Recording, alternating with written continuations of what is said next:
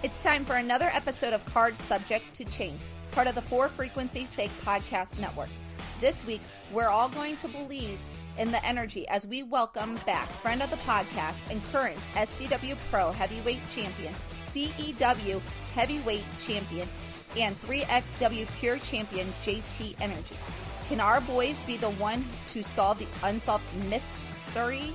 Let's take you to the Honorable Nick Bull.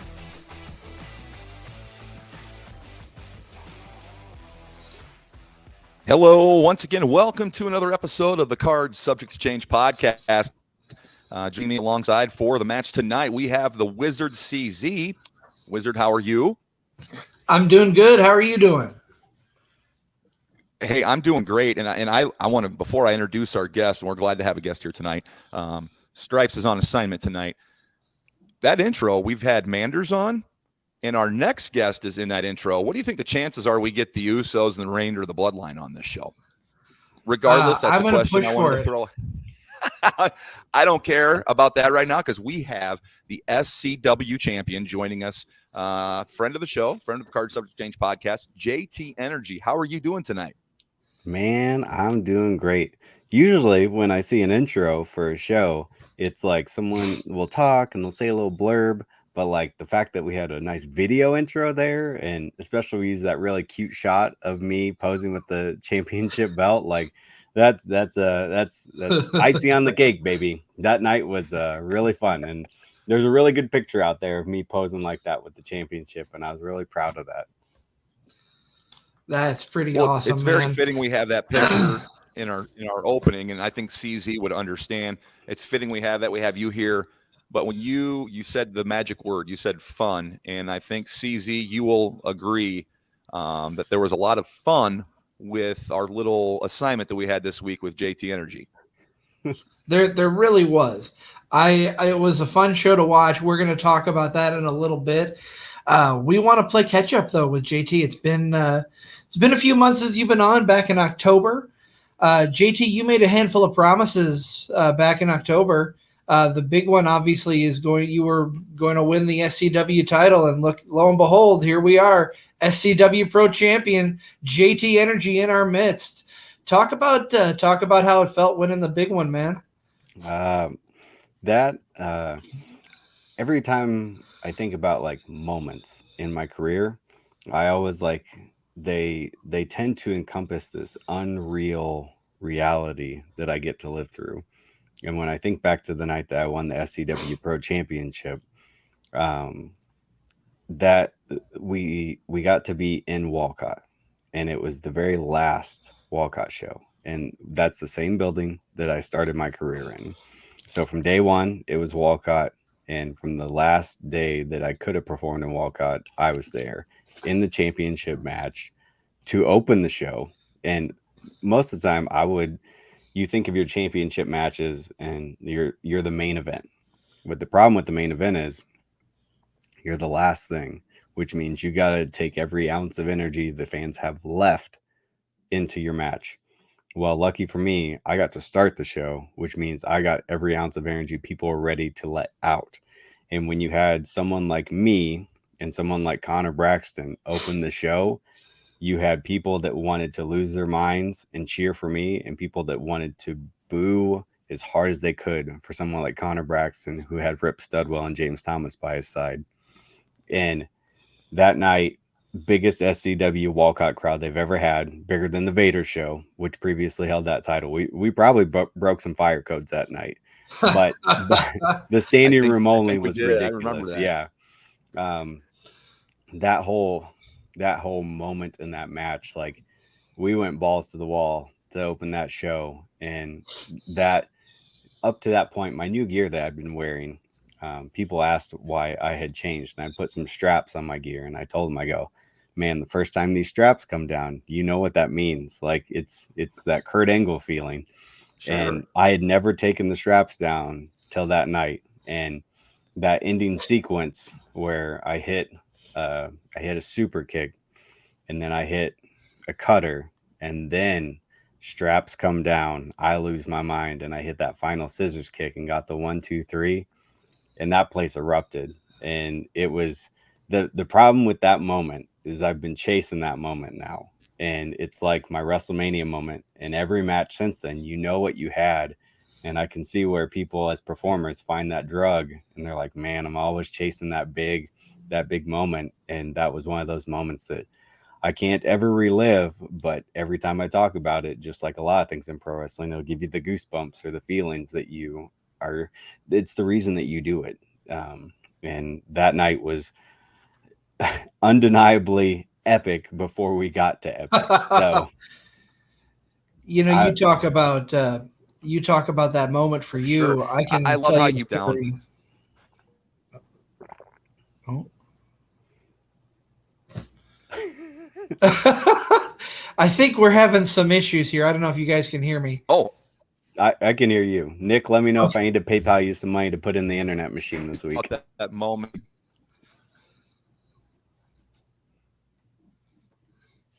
Yeah, I think Nick's having some internet issues. I used up all my silver coins last week, and I don't have internet this week. So what I was saying, JT, I have a similar experience. For me, when I was in the ring doing announcing, back in 2013, it was epic. That was my best night. I've been chasing that night forever. It's been 10 years now. The only word I have to describe it is magic. Yeah. And what do you do in those moments? You're in the ring, you've got the title in hand now, the match is over. What's going through your mind? I had thought a lot about that moment and like what it would mean to me, because leading up to the match and things of that nature, like I had previously won this Central Empire Wrestling Heavyweight Championship, which was a big deal. That was the first singles championship, like main title that I had ever won. And I don't know if the night that I won that, I like was totally in the moment of like realizing what I had just done. But SCW is kind of like a different breed of animal, because that's like my home base. And when I won that there, I wanted to be like as real as I could. And I know that night, our match, I think it probably went a little longer than it should have. But once I think Ryan, John G, he was our ref. And when he handed me the championship, he's like, just take your time, do whatever you need. And I like sat there, and it took me a second, but I realized like, okay, this is your moment. Just do what feels right. Do what feels like you. Don't worry about the JT Energy side of you coming out right now. I go, think about Travis, think about growing up, thinking about becoming a wrestler, thinking about becoming a champion, and just stand here and look around and look at all these people that you did this in front of, and how sharing those emotions back and forth with the crowd that was reciprocating with me all night. So that moment, like you said, it was pure magic. And that's what you're always chasing. You want to get the fans to suspend their disbelief, but you also want to get so soaked into your own stories that you forget what you're doing, because that's when the real raw emotions play on your face. And that's the most important part of who you are, is what those people can see, so that way they can connect with you. JT, hopefully my cryptocurrency is working. You can hear this question. I love how you broke that down, and you said a very key part there. This was also Travis getting to this point. Yes, it's 1, 2, 3, new champ. But talk about, JT Energy is the vehicle that got you to that. But really, Travis is what fueled that. I mean, how many people think like it's like, okay, my character got me here, I got here, but Travis is going to take me the rest of the way, or Nick's going to take me the rest of the way, or Chris is going to take me the rest of the way. How often does that come into your head, or is that just kind of something natural progression?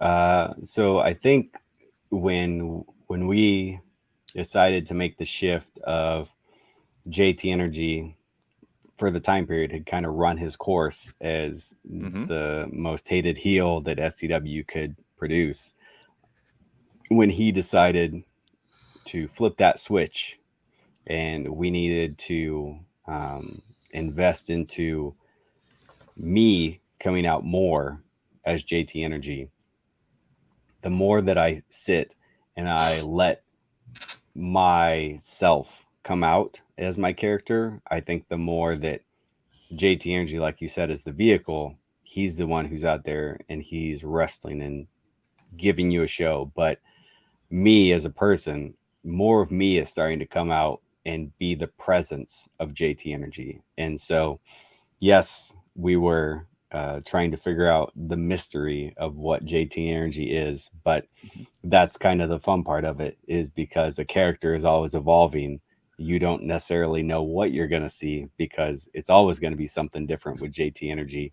And the more that I progress and the more that the character progresses, the more that you're hopefully going to see me genuinely become more of who I am or who I envision myself as a professional wrestler, connecting with people. So nowadays when JT Energy comes out and he's got things on that just feel like him, and he can come out and he can just look right in people's faces and eyes, and he's not worried about saying, hey man, your shirt's dumb, or hey kid, whatever. Now I can come out and the first thing I can do is I can look at all the people that are there and just appreciate them being there and high five people and hug people, or just point to that fan way up in the stands, like whatever it is. I want to make sure that when people come out now, they know that my main concern and my main goal is that they're seen and they're heard, because that's the biggest thing to me, is connecting with those people that come out.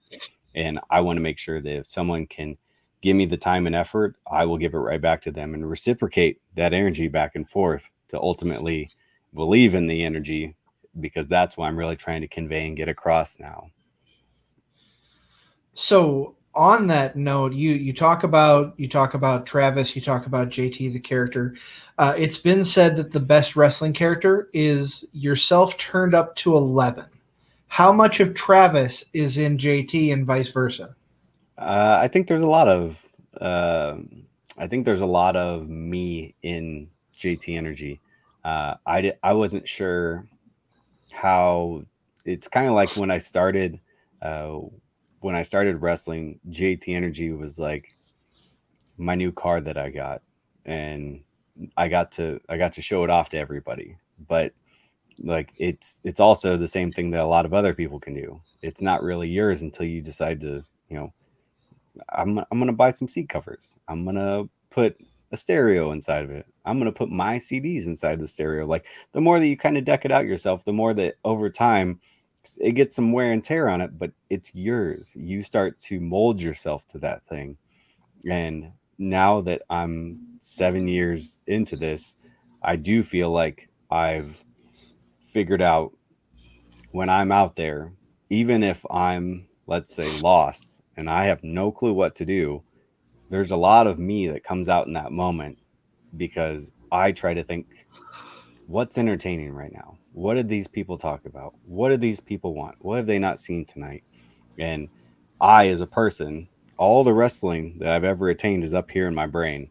And in moments, everything that I've ever acquired that I like or I don't like is all in there. And it's my job to put it out there at the correct times to make sure that myself as a pro wrestler or a sports entertainer is doing my job, because all I care about is making sure that people, when they spend their money, they get their money's worth no matter what, every time. And I think that's realistically what I'm trying to convey with JT Energy nowadays. All it's been really from day one is, did you spend your money?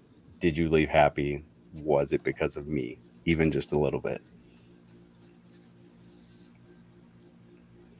Absolutely. And for anybody out there listening or that hasn't been to a show, I can personally say JT Energy does take the time for the fans, does give them the time and the energy. And you'd be remiss if you don't catch him on a show, if you're in the Quad City area as we record this, or anywhere else where JT Energy can be found.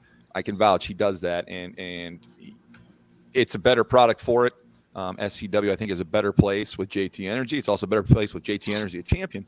And I like how you said you tap when you become more connected to your character, more of yourself. I think a lot of people say, let's take Roman Reigns, for example. Roman Reigns is on this run because he finally got to quote unquote be himself. Sooner you realize that, is that the better, JT, or does it take longer for some people? Maybe some people don't ever think, hey, I need to put a little bit of myself in my character. So the wildest part is like when you learn to become a professional wrestler and you learn all of these things, it's you walk away with this Rolodex of information, but you really don't know what it means until you get to incorporate it into the real world. And I think once people run across these scenarios where they kind of go out there and they fail, and then they look back and they go, why? It's like, because you ran into this tonight. And one of those things was, we want you to come out in who you are. It has to bleed through. And if you're so worried about being whoever your character is, whatever you think that might be, you're going to forget who you are instead of meshing the two together. I can personally even speak at this last show that we just did at Davenport West. We had the debut of a superstar named Lonzo the Chicano. And I'm a very big supporter of Lonzo, and I'm very excited to see him start wrestling, especially for SCW. And Lonzo loves wrestling. And we got to talking one day, and I said, hey man, do you watch movies and stuff? And he's like, nah, I don't really watch movies. And I was like, what? I was like, TV shows? He's like, not really. I'm like, are you kidding me, man? He's like, why? He's like, I love wrestling. That's what I watch. I go, wrestling is everything. I go, you have to open your spectrum to find what you like across music and movies and TV and art and everything. And once you figure out who you are as a person across a broad spectrum of media and art and everything that people soak into, you can find more of those things and connect with the crowd, because it allows your personal self to grow and then find those different things that you can connect with the crowd. Because JT Energy is not just somebody who grew up liking Big Daddy Cool Diesel and Jeff Hardy and Batista. No, I found Michael Jackson, and I found Motley Crue, and I like the Shawshank Redemption and the Patriot and, you know, Step Brothers. Like, you have to take everything that people soak into this world and then envelop it into how you can generate the energy and performance out. So I think that's where people have to realize that when you go into something like professional wrestling, there's a reason that they call it sports entertainment now. And that's because you're ultimately choosing to watch something just like you would watch anything else, whether it be a play or a movie or a band or, you know, poetry. Like, it's a choice, and you have to envelop the need to fulfill people's emotions, because there's a reason that they're coming out to watch you. And I think the more that everybody in pro wrestling gets that, the better every single show will be, because of what we're trying to give the audience. Great words. Great words by JT Energy. If you're just tuning in, you're listening to the Card Subject to Change podcast with me, the Wizard CZ, the Honorable One Nick Bull, and our guest today, JT Energy, SCWPro Champion, CEW Heavyweight Champion, and the 3XW Pure Champion.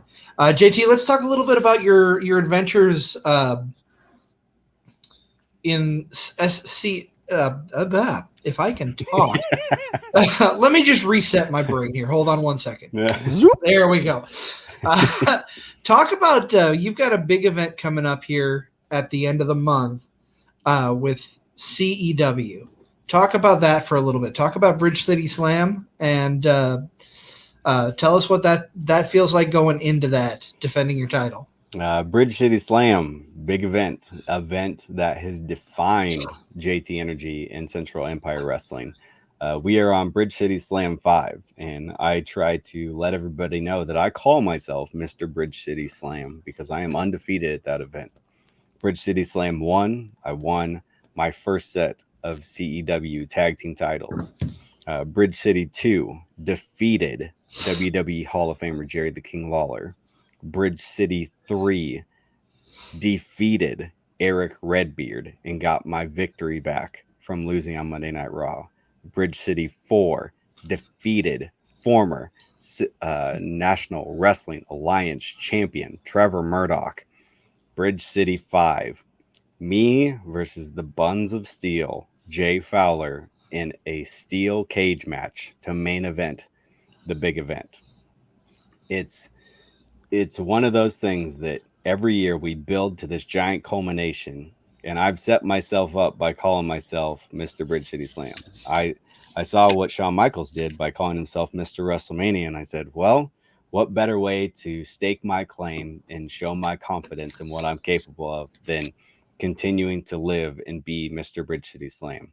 And me and Jay Fowler are no stranger to one another. We had many battles, especially in like 2018, 2019. They were deeming it the Battle of the Booties, because at the time, the 6-star booty, JT Energy, and the Buns of Steel, Jay Fowler, were locking horns. Now we are two different performers many years later. Jay Fowler has completely transformed himself, and I'd like to think that I'm a very different version than what I was at that time period.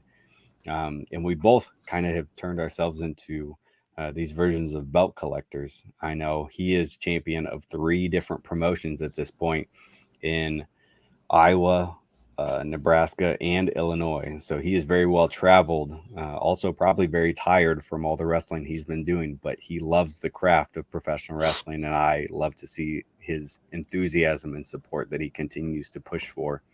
So I'm very excited. This is realistically probably the most credible threat that I've had at the Bridge City Slam event so far, because I think a lot of people, when they see someone wrestling a name for a championship, they go, that guy's not going to be around. He's not going to be a champion for 2 shows, 3 shows in a row. But I think for someone knowing that we have a guy in Iowa challenging me for a championship that is a Iowa championship, that there's a very realistic scenario here where JT Energy could lose the championship he's had for over 1,000 days. Currently, I am the Roman Reigns of Central Empire Wrestling, and people are acknowledging me. Yes, exactly. But JT Energy has transformed over time over there from being the absolute most hated heel to someone who is now fighting for the people and the respect of Central Empire Wrestling. So me and Jay Fowler, we go a long way back, and this is going to come to a head on June 3rd at Bridge City Slam. And a cage match, anything can happen. So it's a total different ball game. I've only had a few in my life, but the pain is going to be a different level that night. That was going to be my next question. Have you been in the cage before? Only a couple times, all at Central Empire Wrestling events. So I'm very familiar with the cage setup. It's your traditional kind of old school steel cage. Think like Mankind, Undertaker, Hell in a Cell, but without the top. We got a door on. We got a door on there. So as far as I'm concerned, I don't know if we're going to do any pinfall submission in the ring. I personally like cage matches where it's escape to win, going over the top or through the door. I just think it gives you a whole lot more drama to add to the match. So I'm excited to see where we go and what we give to the people that are going to pack that place. I know last year we had close to 700 people on hand for Bridge City Slam, and this year we are bringing in Kurt Angle, Jimmy Hart, Deborah, Cowboy Bob Orton, Earl Hebner. So it's got a big opportunity for a lot of people to come out, get autographs, get pictures, and then hopefully see an amazing event. Get to meet Kurt Angle, and then get to see JT Energy do the ape or the strap thing with his gear. Straps might come down that night for Kurt. You never know. The Buns of Steel, the steel cage. I mean, you've got your work cut out for you in the main event. That's for sure. And I know Fowler's he's really gonna be bringing it to another level that night, because I think his favorite wrestler of all time is Kurt Angle. So I know he's going to want to showcase for Kurt. And really, for sure. I'm going to have to watch maybe some Eddie versus Kurt from WrestleMania and see all those different counters I can get in there. Oh, yeah. G-Man Christmas. That's a classic in and of itself right there. If you're watching if you're watching some Eddie versus Kurt and you're the Eddie in the scenario, then you got to do a couple of the. Hey, I'm not too bad at dancing. I think we can. Oh, I think I can throw it out there. I don't do frog splashes, but you never know. There's a first time for everything. Well, for sure, Well, hey, for sure. There is a first time for everything. There are other ways, true. And there's a first time for everything. And this is a first here. We've had JT Energy on before, but we brought him back this time, CZ, and I don't think we've ever reviewed one of these episodes. We definitely have not. That's right. JT gave us a little bit of homework. For those of you who, if you're listening, what I want you to do, if you haven't watched the show yet, go ahead and pause our show. Take 45 minutes. Watch Superstars. It's season 11, episode 18. Don't forget when you're done, though. Come back and unpause our show because we want you to finish out with us. I'm not telling you to go away from Card Subject to Change. I'm telling you if you want to follow along, that's what you need to do so you can know what we're talking about. This was now I'm on what you had sent me, JT. It said May 5th, but according to Peacock, it also says May 4th. Do you remember the date, the exact date of the show? Because I saw two different dates on here. If I give her a Google right now, I have a May 4th, 1996 that pops up. But that's just the internet. Don't believe everything you read on the internet. That's true. So May 4th, 1996, episode of WWF Superstars. Such a fun show. It doesn't take a lot of your time. You're not going to be sitting through a 3-hour Monday Night Raw like we do nowadays. Not that that's a bad thing, especially in the Triple H era.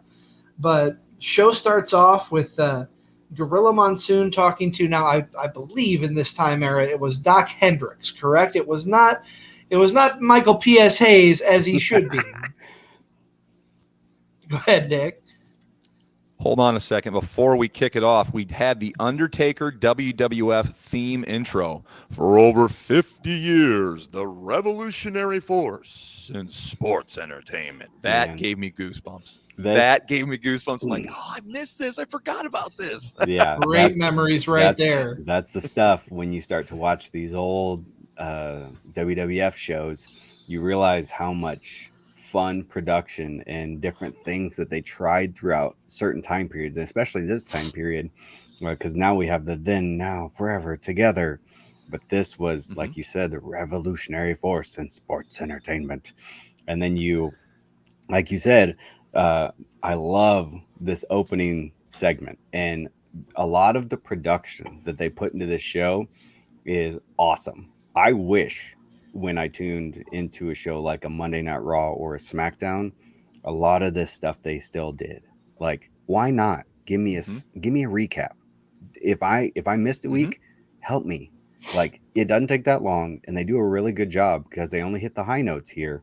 And when this show started, I instantly knew what the big story was because they told me. And I love that about any episode from this time period. They're so good about telling me what I need to know. Well, I think the comparison there to the. Sorry about that, Nick. Go ahead, CZ. I think the comparison there is more. There are so many big stories now that it's kind of harder to do that recap. But I get what you're saying. I would love to see more of that. Give us just a highlight of the big stories that are going on. But I think it's a lot harder nowadays because you could actually consider everything to be a big story with few exceptions with what's going on nowadays. Yeah. And obviously, if you were to recap Monday Night Raw, the big highlight tomorrow night would be the first and second round of the World Heavyweight Championship tournament. Sure. But there's so much going on. There's so many wheels spinning at the same time. It'd be harder to do that nowadays.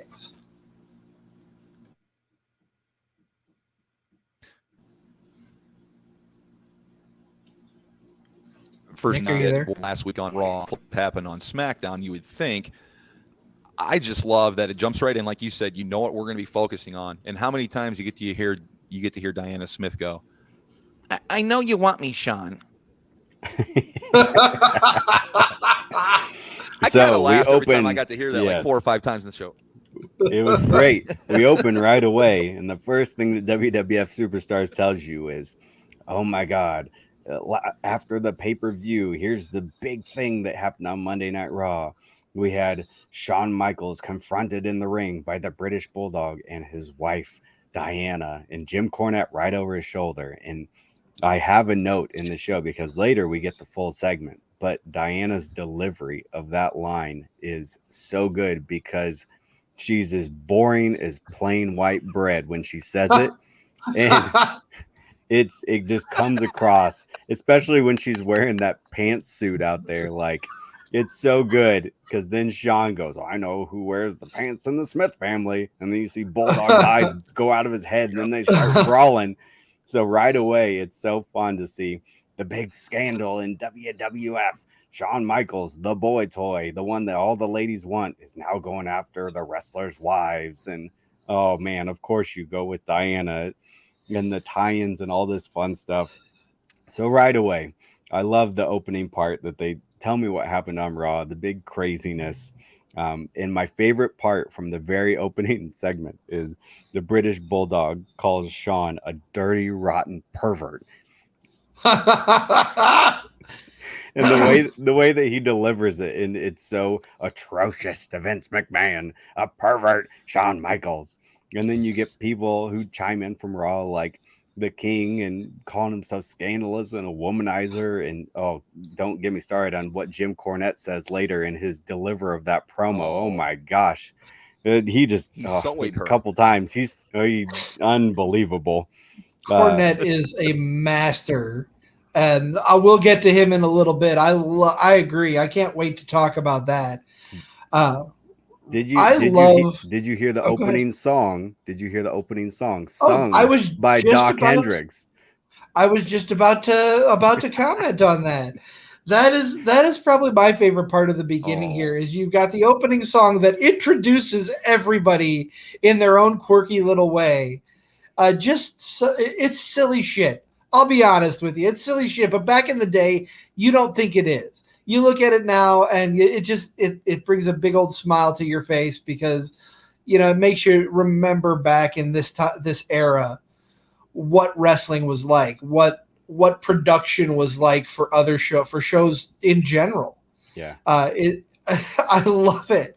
Doc singing everybody's name and the short little video of them being on the screen and their description. Yeah. It's brilliant. Can you rattle off any? Can you get the tune or rattle off anything? It's like Shawn Michaels, boy toy, Undertaker, dead man, Yokozuna, Bret Hart. Like they got like all little quirky things, but it's a fun little it's superstars. Yes, it's almost the Billy Joel. We didn't start the fire. Yeah. Big Daddy's cool, Razor Ramon, Yokozuna, Bret Hart. You nailed it better than I did, but I was like, you talk about that jingle. The creepiest part is Goldust going, "Are you ready to go?" That is the creepiest part of that, and it is a tight of his face. And we're peak Goldust time right now. Nick, I'm creeped out just watching your face doing it. It creeped me out when I saw it, but I'm going to tell you, like, I hadn't seen that. I completely forgot about that open in that jingle. Like, I did too. Trip down memory lane, courtesy of JT Energy. Thank you very much. Like, it had been eons since I had seen that. I completely had forgotten about it. So, very grateful that you picked this. Hopefully, this first match tripped your trigger right away when you realize we have the announcing team of Vince McMahon, Mr. Perfect, and Jim Ross calling the action as we get our first match of the New Rockers, Leif Cassidy, a.k.a. Al Snow, and Marty Jannetty, pulling plush little pigs to the ring yes. to face the tag team of the Godwins with Hillbilly Jim. And not only that, they take one of the plush little pigs, they set it up, one of them holds it down, and it punts it into the audience just to spit in the face of the Godwins. And Jim Ross has his announcer hat on, and that's not even a real pigskin. The wildest thing is they start this show right away. Here come the new Rockers. They stop them halfway down the aisle and have a mini interview for 10 seconds with them right there. And I was like, and so many times throughout this entire show, you realize how many all of a sudden out of nowhere interviews we get. And it doesn't even like make sense half the time, but it's just because they need them to say something to convey the story that they're getting ready to tell for the people that are watching at home. So right away, here come the Rockers. They're pulling the pigs. That's weird. Oh, let's get an interview. Let's see why they're doing it. Here's why they're doing it. And now here come the Godwins. And I'm like, that's how you tell a story. There's no build up to this match, but now we just have a fun thing and we have a mini promo right away. And boom, here we go. We got a match. Right. So let me just go on record here and bring things into modern times. Tony Khan, if you're watching the show or listening, learn from this. This is how you put a match together and give it meaning instead of just throwing spaghetti at the wall and hoping it sticks. Yeah, like it's so fun just to see them come out here. And at this time, if you watch the crowd when the Godwins come out, the Godwins are over. Everybody loves the Godwins, and especially as this match progresses, you can really see how much they love them. My notes here are, I wonder who caught that pig, because there's somebody that caught that pig, and they're sitting at home, and they've been sitting on it, hopefully all these years, being like, oh, Dude, man, I caught question. that pig. That is. It's really fun. Somebody in Iowa's got that little pig. I like the backstage segment of the Body Donnas watching the match, being interviewed as the match is going on. Because again, we're telling stories here and we're letting them know that here's our tag team champions, the Body Donnas. They're watching two teams vying to become like the number one contenders for the championship. And you have them being interviewed. Sunny is here being the quirky little snotty thing that she is. You get Skip and Zip getting their 2 cents in there. I love it. It's so simple. And this is why like my wrestling brain sometimes doesn't understand what happens, because like if I have point A and point B, it should lead to point C. And sometimes it's not that simple, and it blows my mind, because this is what wrestling is. It's, I'm going to fight you because that's the champions and we want to fight them. Makes sense, right? Let's try to win. And it works here, right? I mean, it works when they go backstage. Sonny adds to the match a little commentary, shows the guys watching. How much did it take you back to show that monitor that they're watching it on? That monitor looked like the monitor that the teacher wheeled into the room on movie day. That's the first thing I thought of. But I love how they're sitting there watching this old monitor, and it takes you back to 1996. And you're right, this is so simple. It's just a little 30-second clip here. This is why we're doing this. And we're watching and everything. I had a line here, and Jim Ross, God bless him, he's probably the greatest of all time, but he's spitting some facts here that I don't think he knows what he's talking about. The new Rockers have been listening to Tommy James and the Shondells all week, getting ready for this. Oh, man. That is just so far over people's heads, but it was great. And I loved how Jim Ross is just so assertive here, but he doesn't ruin anything. He just stays the same old Jim Ross, despite the comedy that's going on. He's going to be serious and treat this like a real match, and that's what I've always loved about old JR. Yes, and I like the fun of this match because we have a pretty straightforward match. I like that the Rockers, they're like a little heelish, but they're not too over the top. You got Hillbilly Jim out there just hoorahing the whole time.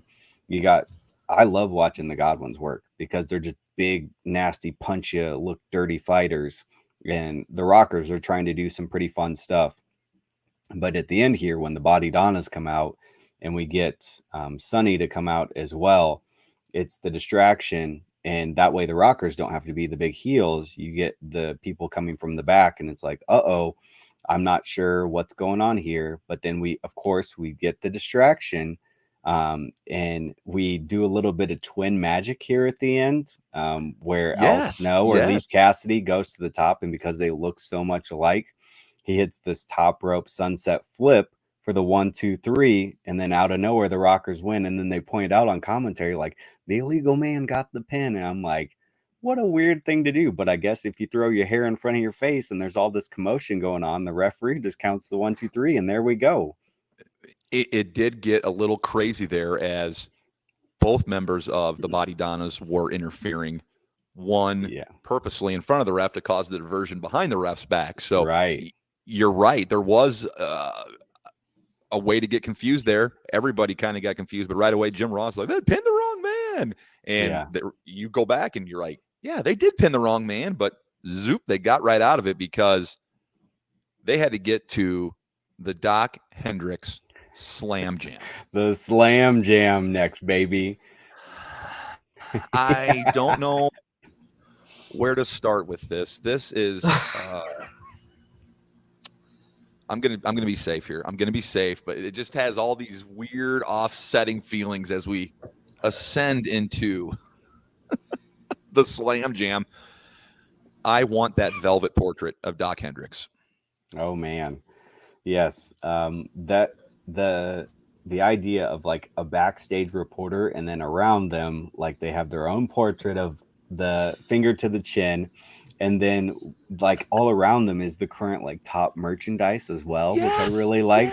And I think like I can't imagine if I'm a kid watching Monday Night Raw and someone in the back and there's just different merchandise hanging up and I see it and I'm like, oh my God, I didn't know that was out. I have to get on WWE.com and order that. Like that was the feeling. You saw these things on TV, but we had to order them from Shop Zone magazine. And we're like, oh, I hope the new Undertaker jacket comes in the Shop Zone so I can order it or whatever. And the way that they put the promotional products in here as Doc Hendrick tells you about the upcoming segments and what we just saw and all that. Like, I really enjoyed the Slam Jam here, led to us by Doc Hendricks in all of his glory. What I took away from the Slam Jam, what I took away watching, my first impression is that is very much a Doc Hendricks thing to do, to have that velvet poster behind him. Yeah. That just screams Michael P.S. Hayes all over, whether he's Doc Hendricks or Michael P.S. Hayes. That brought a smile to my face. I'm like, yep, that is exactly what he needs to be right there. Yep. Doc welcomes us in. Of course, this is what he's here for. We're promoting the next pay-per-view, which at that point was In Your House, Beware of Dog. Running down the card, and the first thing that really trips my trigger on this card, and I'm going to go back and watch Beware of Dog after, is Goldust versus The Undertaker for the IC belt. Yeah. Wait. You got to say his name right. It's Goldust. It was Goldust against The Undertaker, and they flash that graphic up, and you're like, I forgot this happened, and The Undertaker never won the Intercontinental title. I mean, that's just something you don't think about. And if you go back and you watch that match gets nuts because during this time period, and like, so you talk about that match, and we get this promo that they bring up from Goldust, and these types of promos this is gold. Like, stand in front of a thing. Goldust probably did this promo 20 times, and they figured out which one they liked.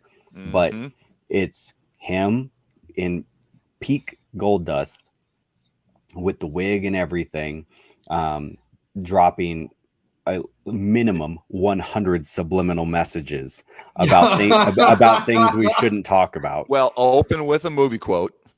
Yeah. Which he did, and you're right. 1 million subliminal messages. Among them, that's right, dead man, I'm coming.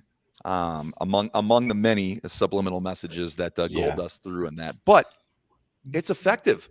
You're right. It's prime Goldust, the long wig, the long robe, the feathers, the boa, the gold IC belt. I mean, if you had never seen Goldust and we only showed you that promo, you instantly know who Goldust is. It's perfect because it's the character, it's his purpose, and I could watch that match, and if I watched him wrestle, I would be like, that makes sense how he wrestles, because based on how I heard him talk, they correlate, they work together. When Nick, you we're mentioned talking the about this belt. match. Oh, yeah, go ahead, CZ.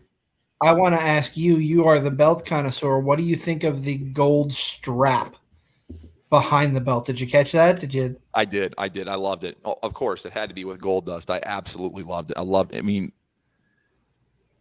when you talked about this as prime Goldust, JT, and you talk about that belt and stuff, I get kind of sad looking at this promo, because just think of the WrestleMania match we could have had with like Undertaker Goldust, like a prime Undertaker Goldust feud for a WrestleMania with all that build up and lead up.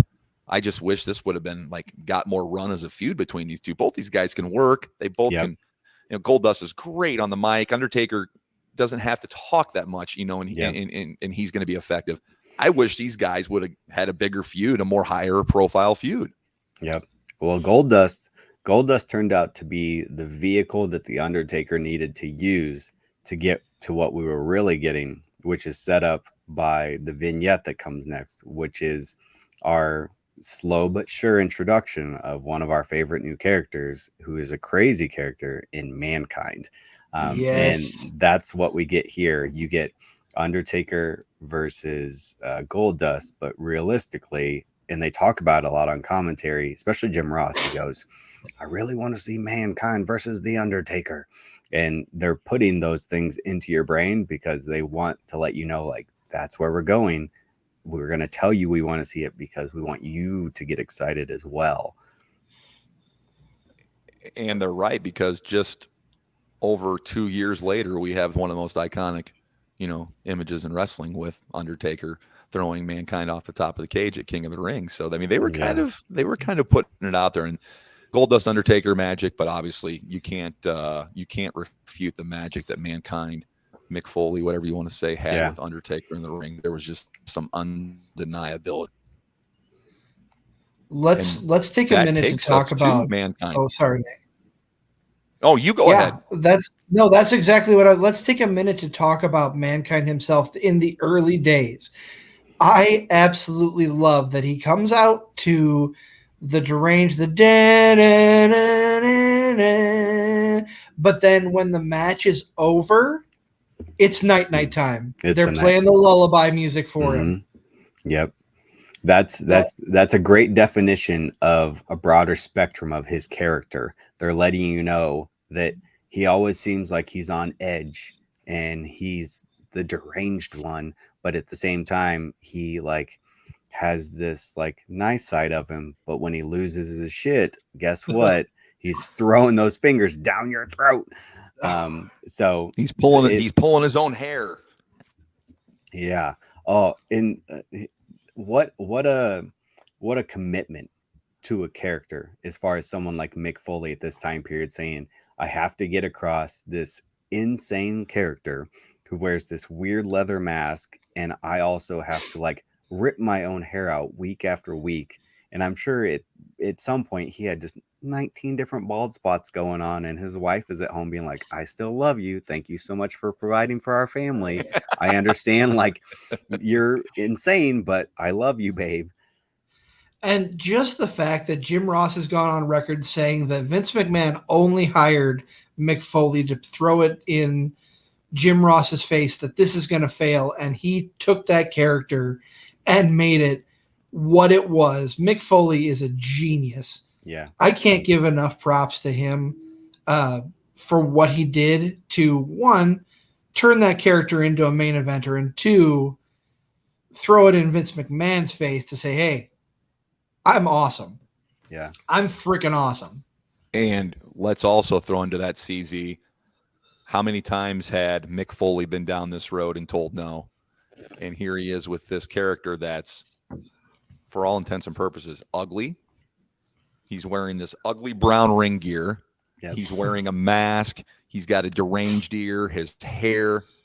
But lo and behold, 2 years later, he's the biggest star in wrestling and you know, one of the most iconic moments in Raw history. But think about that for how far into his wrestling journey, how far into the wrestling journey was Mick Foley here?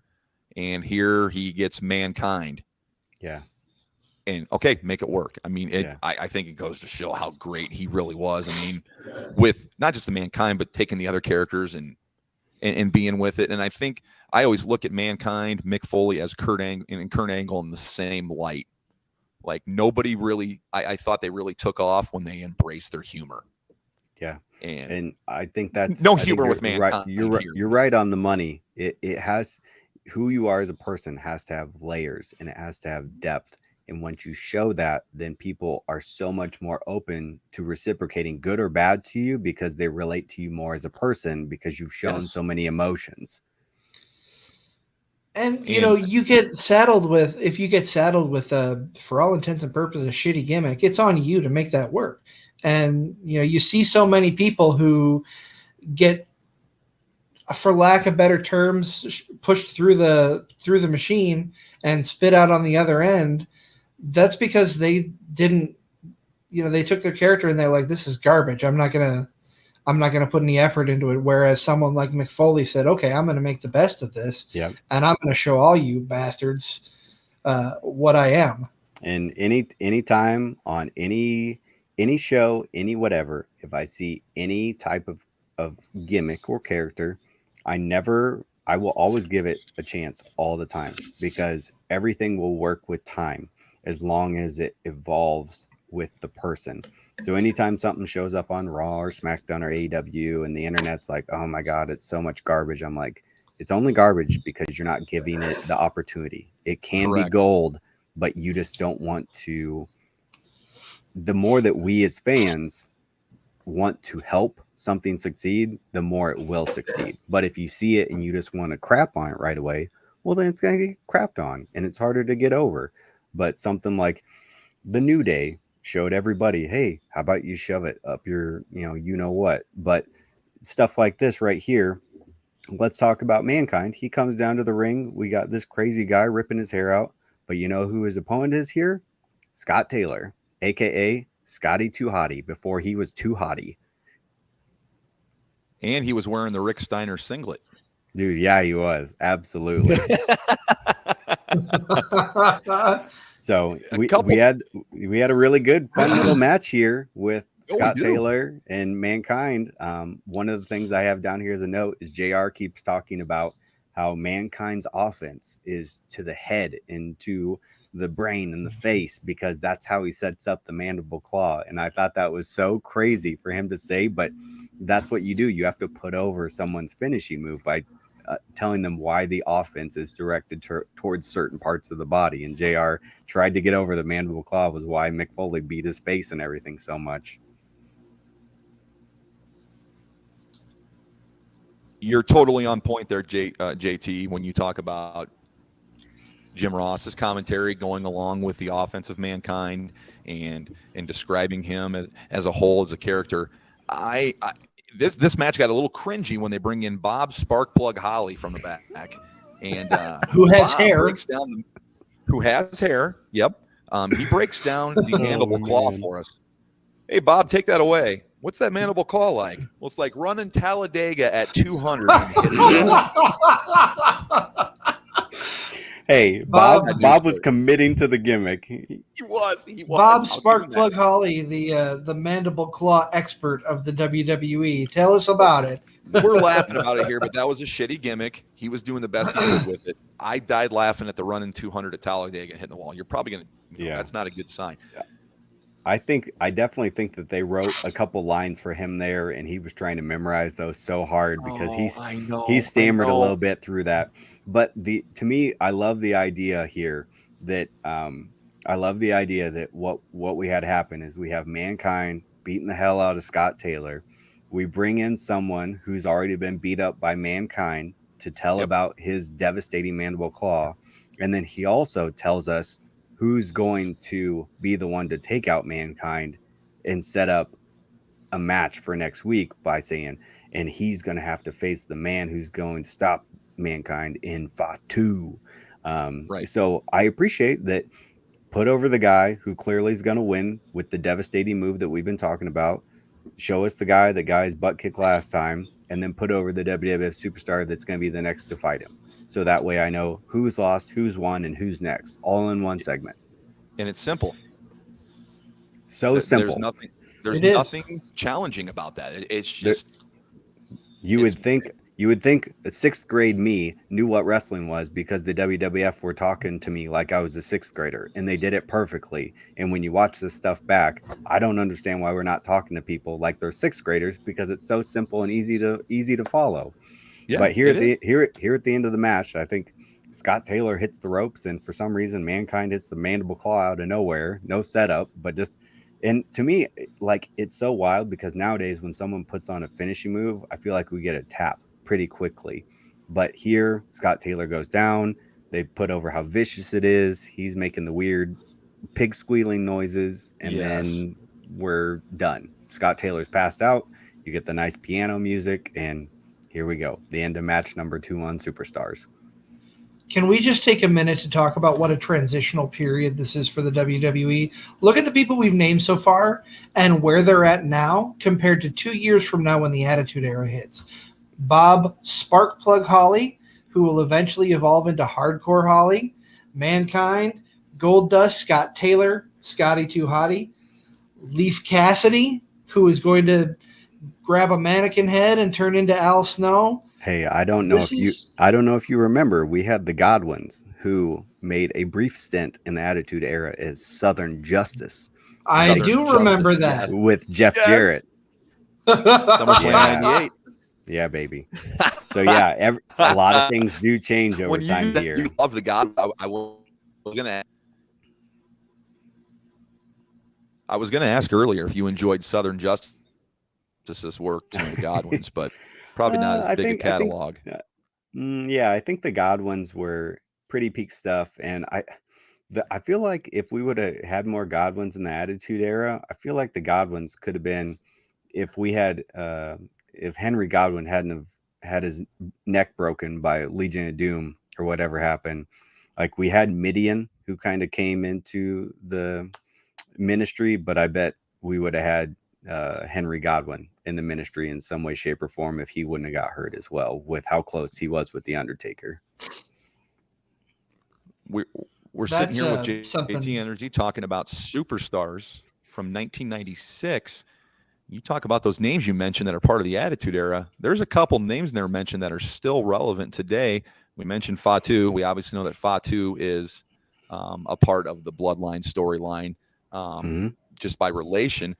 There's also another guy on this card that has been relevant lately that appeared at WWE Backlash, and that's Savio Vega. Savio Vega is then challenged in this next segment by Ted DiBiase. After DiBiase and Stone Cold Steve Austin embarrass their chauffeur, DiBiase comes up with a great idea to add, if Vega loses the Caribbean strap match, that he would become DiBiase's chauffeur. So yes, this is 96, and we're talking about Savio Vega. And then, just a week ago, Savio Vega was making an appearance at WWE Backlash. I was laughing as this was going on. I'm like, oh, how ironic, right? Yep. And what a beautiful little backstage segment we get, where we get $1 Million Man in the limo, of course. Why not? With Stone Cold Steve Austin in a tracksuit right next to him, because he's still the ringmaster, even though he's starting to look like Stone Cold a little bit. Yep.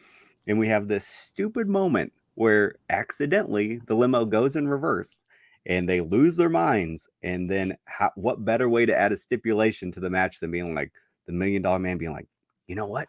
I got an idea. And if you lose, you'll be the chauffeur. And I'm like, that makes so much sense. Like, and then why not? And then he went. You know what Stone Cold did? Nothing. He just remained silent with his sunglasses on. Nick and I in our 40s here, these kids that came in during the Attitude Era, if you had told them that 2 years prior to them coming into the business and watching when things were getting hot with the WWE, that Stone Cold Steve Austin had a chauffeur, they would have laughed. They're going to laugh in your face. Yeah. Right. I love this, that we get this little segment to set up to talk about a match. And honestly, Austin and Savio when you watch him at this time period, Austin was still very much like stunning Steve Austin from WCW with the way that he worked.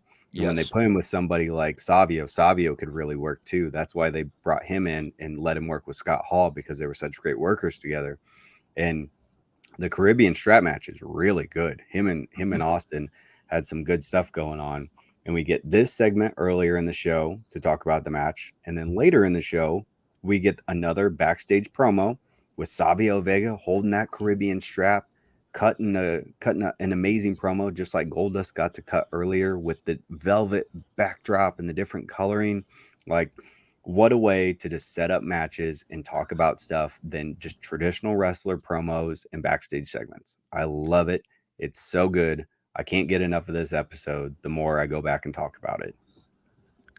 JT, let me ask a question. We talk about this production and these vignettes, and you've been to enough Raw and SmackDowns that is a lot of this stuff getting done the day of on those shows. I know on Superstars they used to tape a bunch of these back in the night, but when you're there backstage before Raw or backstage before a SmackDown, any of this production stuff going on that kind of catches your eye and makes you kind of like pay more attention to things? Oh yeah, absolutely. Like they have the traditional little Raw or SmackDown sets set up in the back where they have the TV and stuff like that. Sure. And we still get little vignettes kind of like that every now and then, where someone's watching the TV or they get interviewed backstage. And maybe I don't get to soak this in enough because I don't watch Raw live every Monday. I don't get to see all the in-betweens, but the in-betweens mean a lot. And that's what a show like WWF Superstars shows you. It's the catch-up show on the weekend because I missed Monday Night Raw. But there's a lot of production always going on day of show. So whether it's in the hallways or the backstage or whatever, I mean, it's always a giant moving machine. And we're watching a tape Superstars. If you watch, I think at least the next 2 episodes on WWF Superstars, this was all shot in one day. I watched weeks worth of TV in 1996 when I went and saw this show. So when I saw the Godwins come out 5 times and the Bushwhackers 3 times and Owen Hart 5 times, like I was kind of like, why are so many guys wrestling back and forth? This is real weird. I've never gone to a wrestling show like this. And my first one, I didn't expect it to see the same guys multiple times, but it made so much sense when I watched and realized what was happening. Or when you bought the program that week or at that show, they kind of give you the Iggy, like, hey, you're being part of the WWF Superstars taping. It'll air on this date and watch it and whatever. So, but now we get the Raw recap with with the match, or not the match, the segment of Shawn Michaels being confronted by Diana and the British Bulldog and Jim Cornette with our awesome announcer in the ring, Vincent Kennedy McMahon.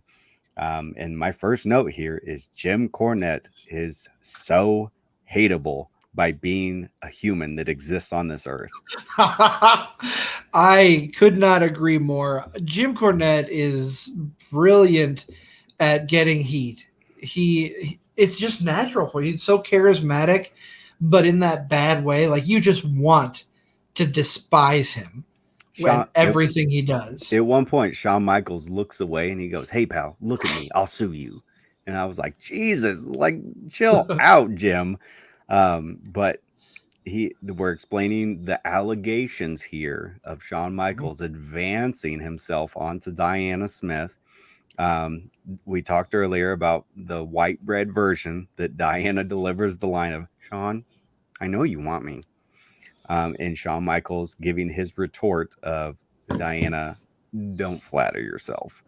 And we get this awesome thing.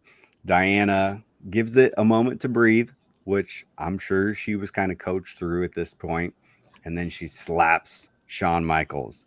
And that really sets things off in this segment. But it's so simple. It's so easy. I did like how they set up here. They have Jim Cornette show a clip from the previous night. They have this little bitty circle shown on that during a match, and they go, you can see here, Diana is brought to the back by someone, and she was told it was, I don't know, Davey Boy Smith or whatever, And of course, she's brought back, and Shawn Michaels is there, and he pushed Diana into a dark corner and propositioned her and forced himself on her. And I was like, oh my God, like what a dumb story, but also like what a great story. Because this happens the night after a pay-per-view. We're setting up the very next pay-per-view with who's going to challenge Shawn Michaels for the championship. We get the moment where Shawn says the line of, we know who wears the pants in the Smith family. Bulldog attacks him. We get this big brawl in the ring. And this is how we set up Beware of Dog. And It's brilliant. This is how simple wrestling used to be. We have a pay-per-view, someone loses, the champion retains. The very next night, we have a reason on what's going on, and then from there, that's how we do wrestling. Who's going to face the champion next? And that's how we figure it out the very next night. In this story to set up the next challenger, awesome.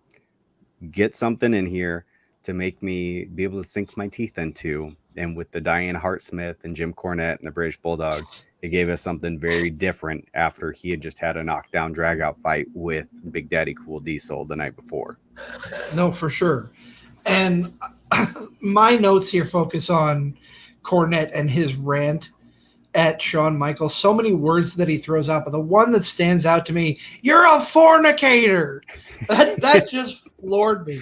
I think the one that stuck with me when I listened to it back, and he said you wish that you could deflower Diana. And yes. I was like, oh my God, like you could feel like the cringe in the room when he was saying that stuff. Oh man, yeah, Jim Cornette. If you are newer to wrestling, if you're one of our younger listeners, go back and study Jim Cornette. He's one of the greats as far as managers, as far as vocalization, the things that he says, things that he does. It's brilliant. He's not quite Bobby Heenan level. That is always going to be my top guy as far as someone on the mic. Yeah, but he's up there. Yeah, I love it. And on commentary here, you have King also like chiming in here and there. So it feels like you have Cornette and Jerry the King Lawler both kind of like pushing it, Shawn being the bad guy, and how the fans shouldn't be rooting for this fornicator and this womanizer and whatever. So it got the point across. It was really good. I love the segment. So simple, so easy. And that was our big moment from Raw to get us talking about Beware of Dog, which we talk about this whole episode here on WWF Superstars. We for sure. And I know it's just you and me now, JT. Nick lost power. He's working on getting his way back in. But oh my God, they took the internet and his power. Yeah, oh, he I guess he didn't have enough quarters to throw into the. We better start a Patreon for Nick. We got to get people helping him out, man. A GoFundMe for him, yeah, absolutely. For sure. But our next match, we get going here. We get the recap, and now we have one of my favorites. We get the Bushwhackers versus the Body Donnas in a tag team matchup on WWF Superstars. Both great versions. This is the later version of the Bushwhackers. Yeah. But it's so fun because they have this big, dumb kangaroo mascot, which I felt like I'd never seen in my life until I went to that show, and I was like, the Bushwhackers have a kangaroo mascot now? And he's wearing like big, dumb white Nikes. He's a kangaroo through and through, but he's got big, dumb, clunky shoes on. And they come to the ring. They're a little bit more Outback Jack Australia'd up when they come out. But the fans love it. Everybody's doing the Bushwhacker dance and the Bushwhacker walk. Exactly. Yeah. And then here we go. We get the Body Donnas coming out. Tag team champions. We get Sunny coming out. They forced. The production was weird here because Sunny gets in the ring.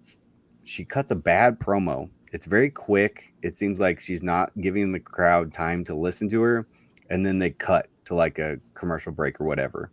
But it was like one of those things where I understand why they did it, but at the time period, I was like, that was one of the only things that like really didn't hit because it didn't feel like she knew how to deliver the speed of that promo. It felt like, hey, get to the ring, Hey, say this really quick. Hey, we have to cut to a commercial break based on our production that we're shooting this show on.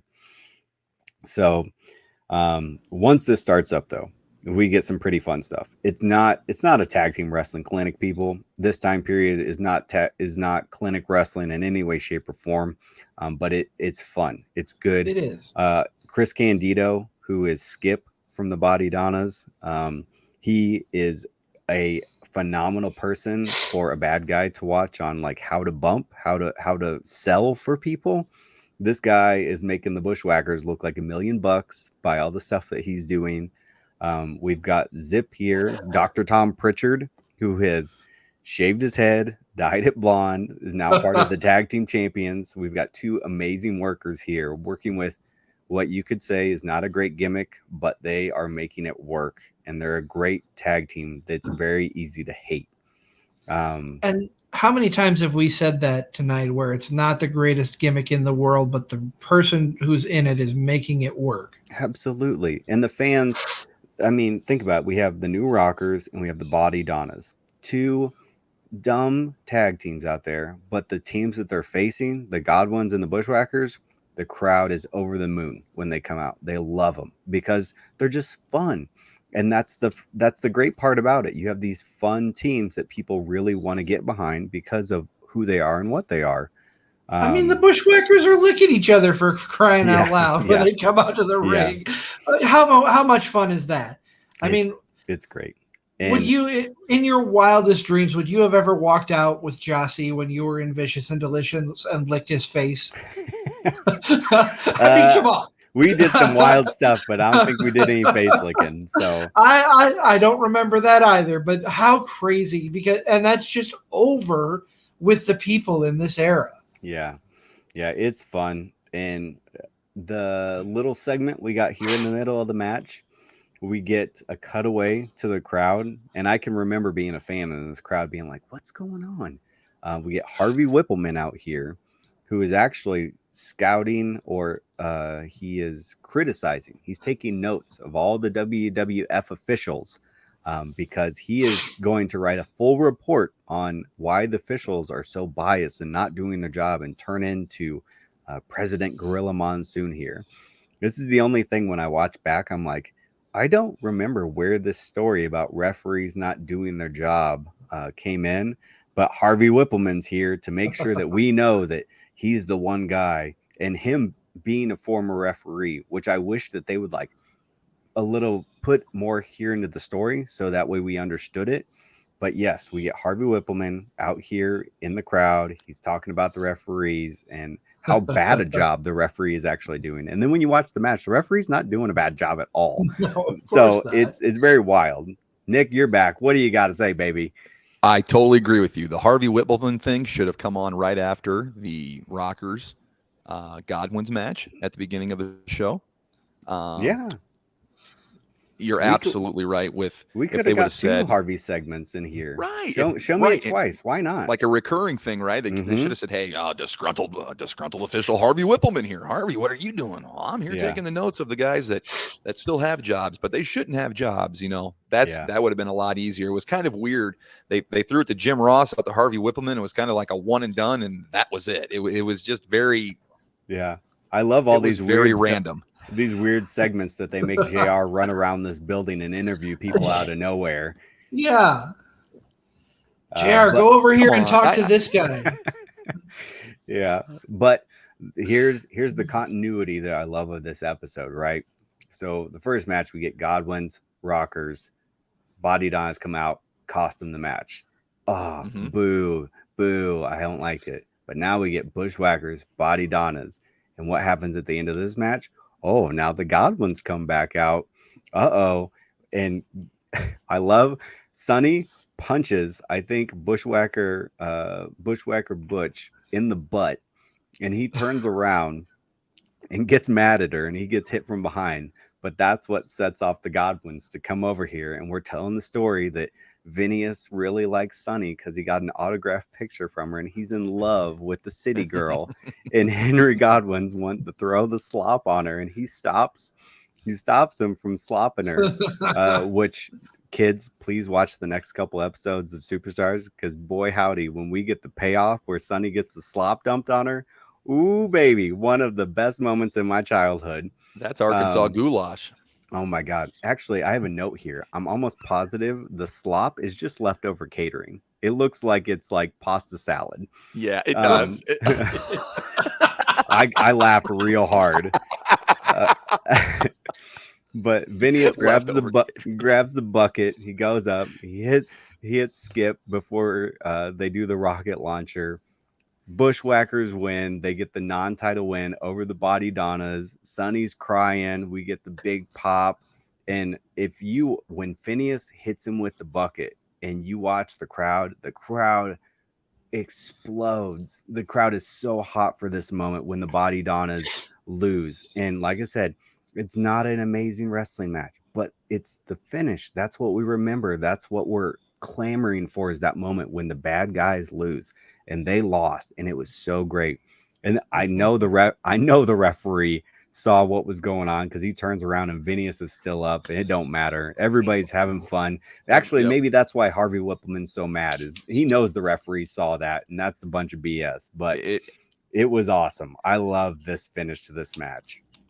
You make a great point there, JT. I think maybe not as, I can't comment on this obviously as a wrestler, but as a wrestling fan, we put expectations on things way too much. Like, oh, if this match isn't this, well, then I'm not going to like it as much. And it's not. At least for me, I don't sit down and have to have a 5-star match to be entertained. I can sit there and watch two guys tell a story. And if there's comedy involved, I love it. Just tell me a story and keep the thing moving. I think so oftentimes we're looking for the big move or the big result, but wrestling's all about moments. Everybody has their moments and stuff and their favorite moments. And I think we get so targeted in the tunnel vision on, it's going to be a complete 30-minute match with all these false finishes and a 5-star match. And then, no, we can get simple enjoyment out of a 43-minute episode of Superstars, a 5-minute tag team segment match where there's not really a lot of mat wrestling going on, but man, there's a lot of storytelling going on. Yeah, this episode is nothing but stories, and I love it. And I get the high moment out of this. We get the next little segment here, and we get set up for Slammy Award winner Owen Hart facing Duke the Dumpster Droese, baby. This is 1995 wrestling right here. We get Duke the Dumpster Droese, who must have just cut his hair, because they still show him long hair in the graphics, buzzed head when he comes out, but carrying that trash can with him. They get the introductions here. I love me some Owen Hart. I'm always so excited to remember that I got to see Owen Hart wrestle in these moments. So especially this type of Owen Hart. But before we get to the match, we cut away, and what do we get to see? A little infomercial for the Warrior Academy, Warrior University, baby, where you too can live your dream with the help of the Ultimate Warrior. With a strong regimen and the backing of the WWF. I got Warrior U or Chase U. Who do you have? Probably Chase U, because they have something in their brain.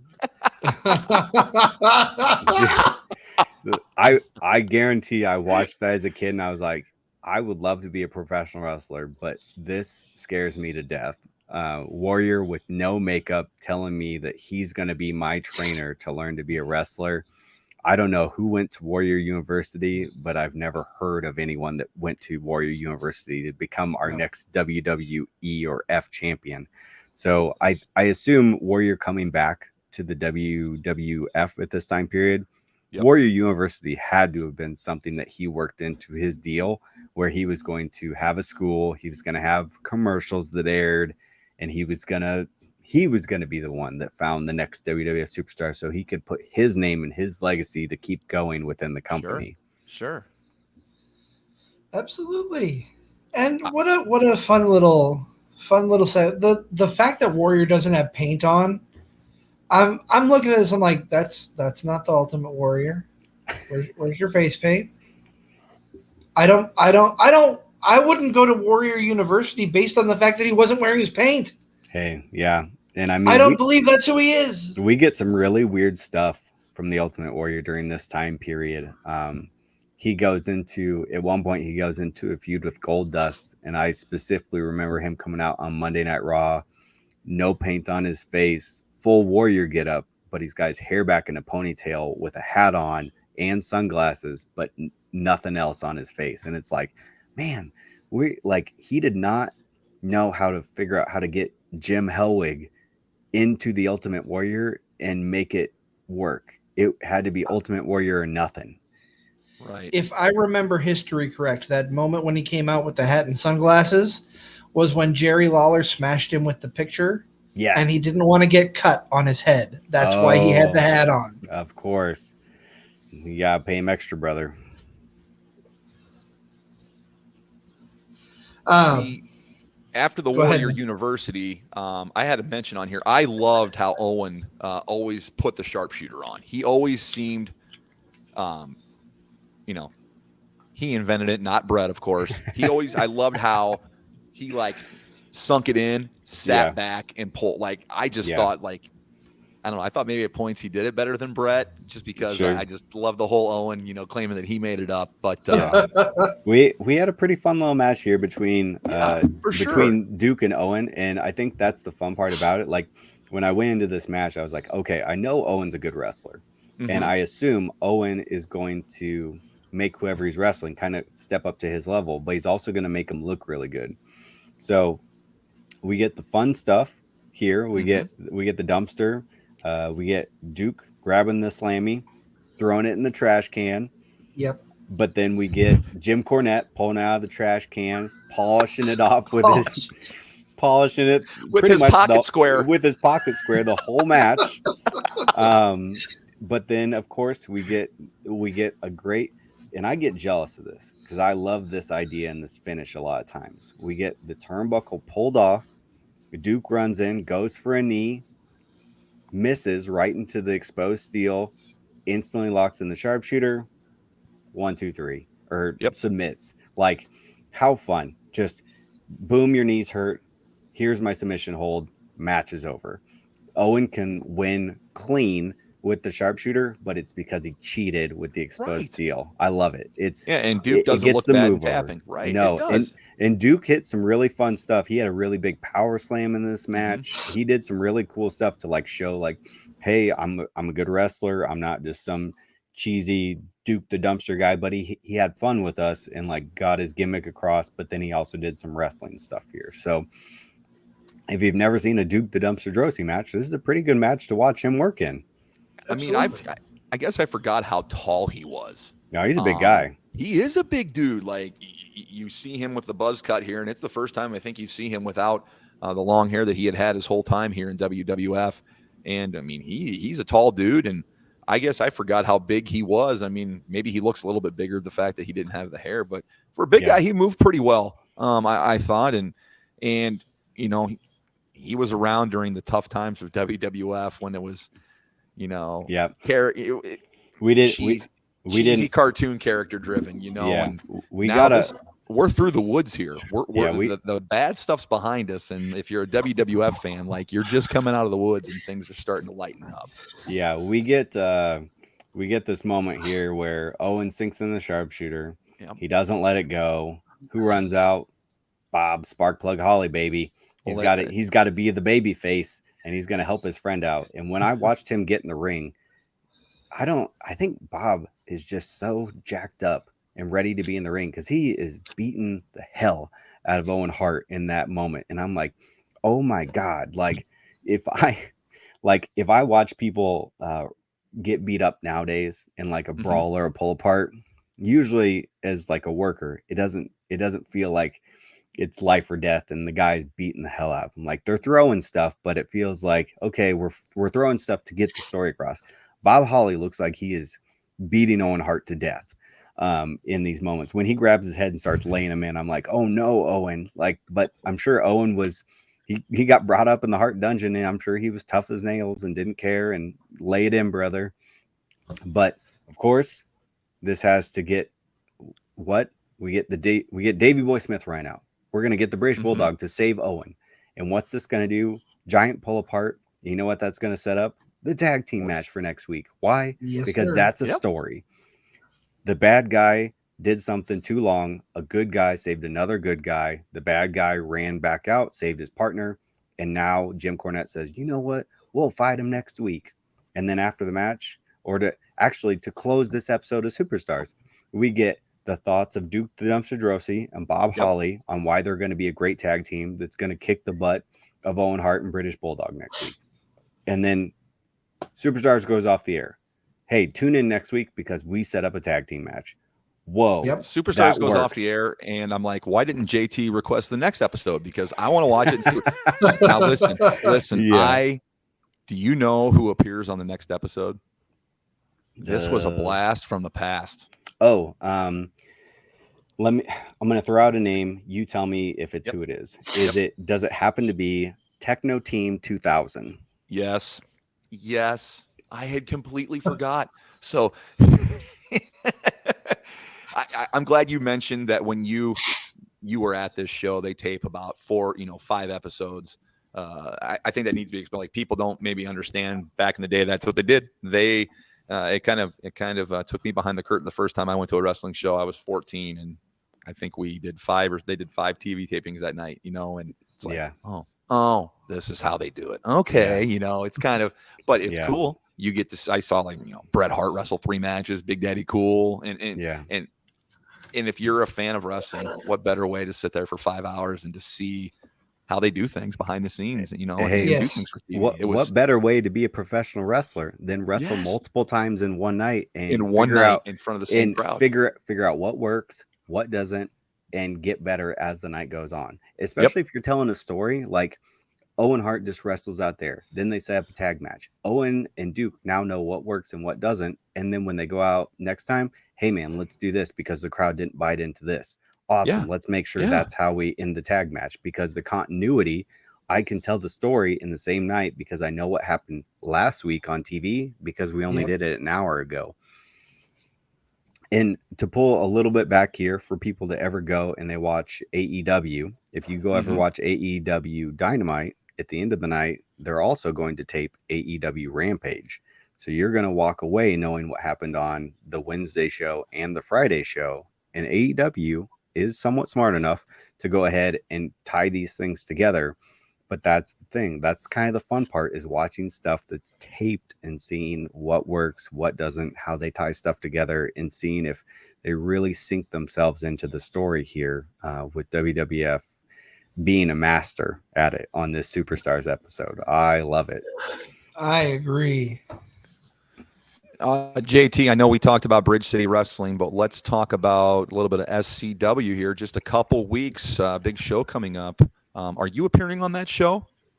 But before we jump into SCW, did you guys do any research on this show? Did you happen to see what dark matches happened? I did not. I stayed away from any forum or anything on this because I didn't want to look at it. I just wanted to be totally surprised by how I saw it. I did not. I sat through many episodes of WWF Superstars, and I can remember sitting there for so long that night. And they had been advertising matches. One of the matches that I got at the end of the night was The Undertaker versus Mankind. That is the only time The Undertaker appeared on that show. So you waited all night to get that awesome entrance. Yes. And I'm pretty sure Undertaker won, or there was a DQ or something. No, here it says The Undertaker defeated Mankind. We also got a dark match of Mark Marrow and Hunter Hearst Helmsley. Wild man, Mark Marrow, I'm sure. And then we got a dark match of The Ultimate Warrior defeating Vader. Ooh, okay. And then last but not least, the match that we had been waiting for all night, or at least the one man that we had been waiting for all night. We got the Heartbreak Kid, Shawn Michaels, your WWF champion, defeating Stone Cold Steve Austin to retain the WWF championship that night. That was the go home match for that event, if I'm not And mistaken. just 2 years later, that thing's headlining a WrestleMania. Yeah. So just think, how crazy is that? I mean, it just like that. It can change just like that in the world of wrestling. Yeah. That is amazing. Yeah. You sat through so many matches all night, but the people that were the stars only came out one time. Mm-hmm. But now we can talk about SCW. Now that I clued you in. No, I'm glad you gave that. So yeah, I agree. I believe SCW has a show coming up. Just under 2 weeks away. 27th. Yeah, May 27th. I'm looking at the calendar here as we record, Memorial Day weekend. Correct. We can say. Will you be at that show, JT? Absolutely. Your SCWPro Champion is going to be there. We are going to be outside, and we are praying to the Mother Nature gods that they are with us on this day, because we are going to be outside in bluegrass, rocking and rolling. I believe it maybe the tennis courts, setting up. It's going to be bring your own chair, get a front row seat, and get some upfront live SCWPro action. And when we're outside, that environment, you get to witness all the glory, baby. I assume we're going to be under the bright lights of that tennis court that night. JT Energy does not have a announced match at this point. And after, I don't know, like I've had these run-ins with the Devil Dog, and I mean, just the other night I had another run-in with Johnny Wisdom. I haven't heard anything from Connor Braxton, and I just had this insane moment with Dante Leon and Jossie. Everybody, it seems like in some way, shape, or form, it is really true. When you're the champion, you got a big bullseye in your back. But as far as I know, and as far as I'm concerned, there's really only been one person lately that's been putting their name in my mouth, and good for him for saying it and speaking up and having the guts or the gusto or the balls, whatever you want to say. The only person that's been putting their name in my mouth lately is Joesa. Joesa put out a cute little thing not too long ago saying, "Hey, I personally think the SCWPro Championship picture needs a little bit of new energy in it." But he ran an Instagram live. Someone said, "What are his future plans?" Brought up maybe my name. I don't know if that's a future thing or a what's going to come of it, but that's the only person that's really been putting their name in my mouth lately. So nothing's announced. I'm not sure. SCW sometimes likes to hide things, and you show up the day of the show and then you get some stuff. But if I know SCW, whenever Monday Night Raw is on or SmackDown is on or AEW is on, if you hop on the old Twitter machine, that seems to be the times that SCWPro is the most active. So sure. If you want to stay tuned to SCWPro and figure out maybe what the matches are going to be for your upcoming big show on the 27th, keep an eye on the Twitter. Absolutely. Before we wrap up, JT, where can we find you on social media? That's at HOGPIG Godwin at. No, I'm just kidding. I'm sitting here. I'm like, oh, dude, he's pulling our leg. You can find me at. Yeah, absolutely. You can find me at DJ Click and Play on all forms of social media. That's pretty much the Facebook. If you go to the World Wide Web, I've actually told people to do this before. I said, go to Google, type in JT Energy, tell me what happens. And usually the first thing that pops up is like Pro Wrestling Tees, Instagram, Facebook, Twitter, YouTube. So pretty much anything I need you and want you to see, it's all there. So if you're not sure and you can't, for some reason, you can't spell at DJ Click and Play, just go to the Google, type in JT Energy. All the important stuff pops up. I've done the research to make sure that it does. But that's where you can find me. You support me by buying the t-shirts or coming out to the shows. Otherwise, just interact with me on social media because I love it. Because just like this room right here where I'm sitting in, my room that I grew up in, where I fell in love with professional wrestling, I'm trying to get fans to fall in love with professional wrestling. So that way someday some kid walks up to me and goes, man, I listened to the Card Subject to Change podcast and listened to you talk about WWF superstars, and I wanted to start my dream. Beautiful. Well, that is going to wrap things up for us. JT, thank you so much for coming back on the show. Definitely look forward to having you back on in the future. One of our favorite guests for sure. Next week, we're welcoming another SCWPro member. This time not a wrestler. We're welcoming Alex McCarthy, the ring announcer, talking about his wrestling journey next week. And then the week after that, we've got Triple Duty with Night of Champions, Battleground, Double or Nothing, Quadruple Duty if you count SCW Pro's show. Thank you all for listening. We will see you next week on Card Subject to Change.